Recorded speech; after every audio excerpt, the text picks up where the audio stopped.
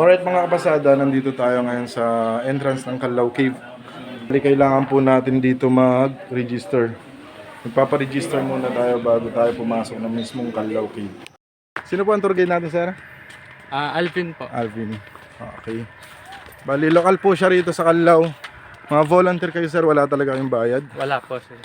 Bali, voluntary amount lang po para sa mga tour guide natin dito sa Kalaw Cave. Okay ka lang, bro? Okay lang. Kaya pa? Kaya. Okay, sisimulan na natin dito ang 184 step papuntang Kalaw Cave. Okay, ito na, akyat na tayo. 184 step, let's go!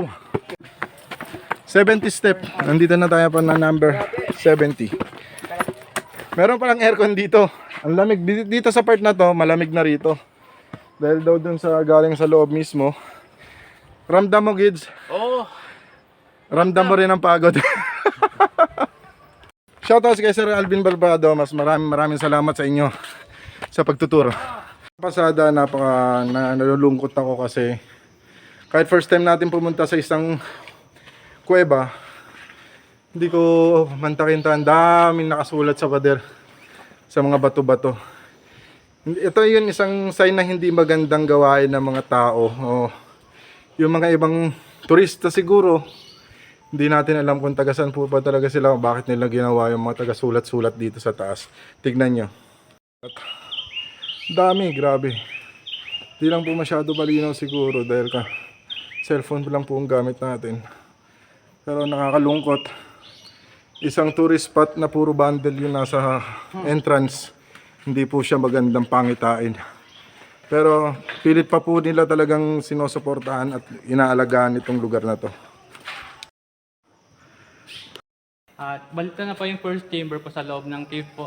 Tinatawag po namin itong aviary room kasi dito po nakikita yung mga swallow bird or baling sa sayaw sa Tagalog. Yung ginagawang nido soup yung mga bird nest po nila. And po, dito po may excavation kung saan po nila naukay yung oldest bone ng tao.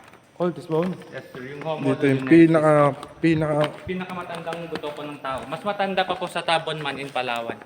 Kasi yung Tabon Man in Palawan, 47,000 years old. Ito po, 67,000 years old po. Yung buto po nasa National Museum na po in Manila. Dito tayo ngayon sa first and second chamber sa gitna nila. Ito. Bali yun ang first chamber. At ang second chamber, ito pong simbahan. Grabe. Ma-amaze ka na lang kasi talagang iba ang texture niya. Parang sinadya yun niya. Sinadya siya para maging simbahan talaga. At dito na nga, nag-video-video na lang tayo dyan kasi masyado talagang maganda ang lugar. Hindi ko na alam kung ano masasabi ko rito sa Kalaw Cave na to. Tsaka sa Sierra Cave na pinasok namin, sobrang dilim talaga ang Sierra Cave.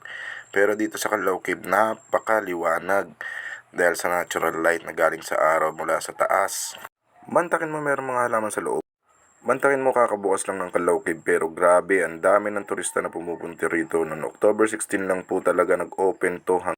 At pag alabas nyo, gusto nyo bumili ng mga souvenir, nandyan lang po sila madam. Ito po. Alright mga kapasada, nandito tayo ngayon sa Kalaw Cave. Ngayon magche-check tayo ng mga souvenir items kung magkakano ba. Magkano po ang t-shirt ng souvenirs for children? Children, ang t-shirt is 170. 170. Pagka sa sando naman is 150. Any size mo? Bali pang adult ma'am, meron din po ba ang presyo niya?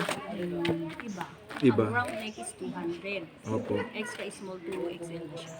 Yung round neck daw, it's 200. Kapag sa V-neck is 230. Pag V-neck, 230. Yun, kaya bili na kayo rito. Under DNR po sila. Bali, ang price nila po rito sa Kalaw Cave ay sa Kalaw Cave na souvenirs area, pare-parehaso.